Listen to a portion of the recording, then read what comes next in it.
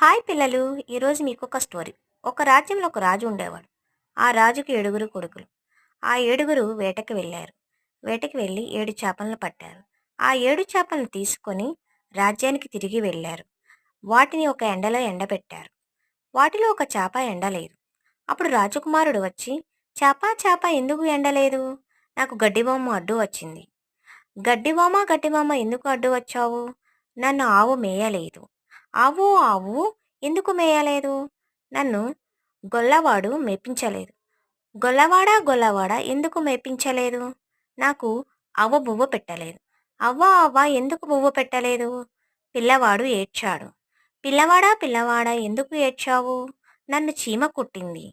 చీమా ఎందుకు కుట్టావు? నా బంగారు పుట్టలో వేలు పడితే నేను కొట్టనా? అంటే చూడండి, ఇక్కడ ఒక పని జరగాలంటే ఎంతోమంది సహకారం అనేది ఉండాలి.